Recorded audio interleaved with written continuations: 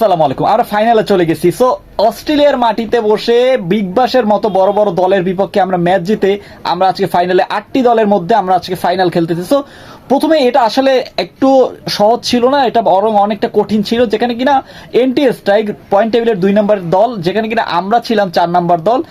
সেখানে আমরা প্রথমে ব্যাটিং করে মাত্র 138 রানের টার্গেট দিই এবং সব থেকে ধন্যবাদ জানাতে হবে শামীম হোসেন পাটোয়ারি, যিনি কিনা সবসময় কাদের কিনারা থেকে দলটিকে টেনে আনে এবং আজকেও ঠিক সেই কাজটি করছে। সো এখন কথা হচ্ছে আমাদের জন্য ফাইনাল কতটা সব কঠিন হতে যাচ্ছে। সো অনেকটা কঠিন হয়ে যাচ্ছে অ্যাডিলেড স্ট্রাইকের সাথে খেলা, যেখানে কিনা বড় বড় নাম রয়েছে এবং বড় বড় কালাম ফার্গুসন এছাড়া অনেক প্লেয়ার রয়েছে, যেখানে কিনা আমাদের জিততে অনেকটা কষ্ট হয়ে যাবে। কিন্তু আজকে যেটা হয়েছে যেটা হচ্ছে আলিস ইসলামকে আপনারা সবাই চিনেন।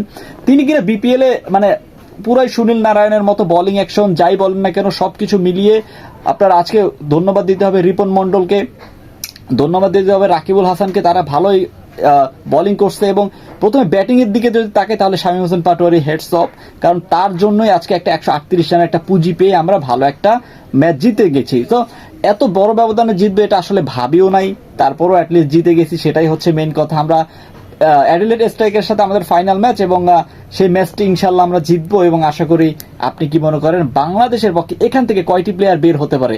আমি তো রাব্বিকে বলবো, রাব্বি শামীম হোসেন পাটোয়ারিতে আছে, ফিনিশিং লাইন দুর্দান্ত ছিলেন এবং আলিফ ইসলাম যিনি কিনা সুনীল নারায়ণের মতো বোলিং করেন তিনিও থাকবেন স্পটলাইটে। সো আপনি কাদেরকে এখানে নিতে চান? সো প্লিজ কমেন্ট করে জানাই দেন। আর হ্যাঁ, ভিডিও যদি ভালো লাগে তাহলে অবশ্যই চ্যানেল সাবস্ক্রাইব করে পাশে থাকুন। ধন্যবাদ।